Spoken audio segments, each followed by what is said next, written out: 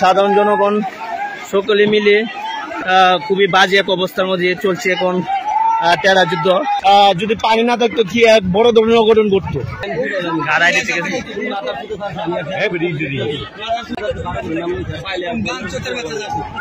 সেনাবাহিনী এই মুহূর্তে দেখতে পাচ্ছি সেনাবাহিনী তাদেরকে দাওয়া দিয়ে চলে যাচ্ছে, দাওয়া দিয়ে নিয়ে যাচ্ছে। যা যা যা যা তোমরা জিতছো, যাও যাও যাও জিতছো।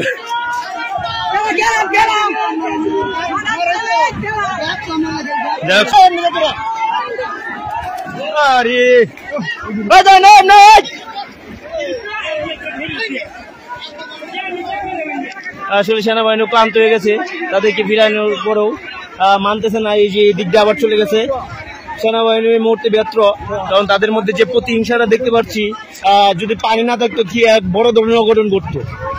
যাই হোক, সেনাবাহিনীর কল্যাণে তারা ফিরছে না, এদিক দিয়ে ফিরাচ্ছে, আবার এদিক দিয়ে চলে আসছে, এদিক দিয়ে নামে গেছে আবার। আসলে খুবই বাজে এক অবস্থা।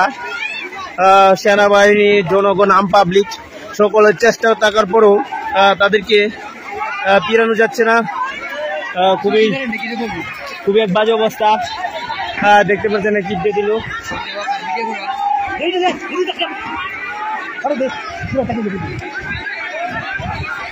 আসলে সেনাবাহিনী, সাধারণ জনগণ সকলে মিলে চাচ্ছে, প্রায় 1-1.5 ঘন্টা ধরে চলছে সেনাবাহিনী খুব, আর আমাদের চেয়ারম্যান সাহেব খুব কষ্ট অক্লান্ত পরিশ্রমের পরেও থামানো যাচ্ছে না তাদেরকে। খুবই অবস্থা। কাজম ভাই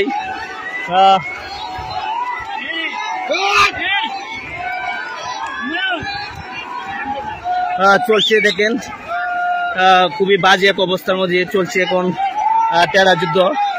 সেনাবাহিনী, পুলিশ সকলে মিলেও তাদের যে প্রতিহিংসা সেটা মেটানো সম্ভব হচ্ছে না এই মুহূর্তে।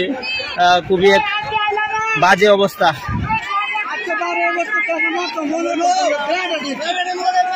ওই দিক দিয়ে নামছে, খুবই বাজে। এদিক দিয়ে ওই দিক দিয়ে ছুটাছুটি করছে। খুবই এক বাজে অবস্থা, খুবই এক বাজে অবস্থা, বলার বাহুল্য রাখে না। এসব আগেলা জোর থেকে বেরিয়ে আসা উচিত সকলকে।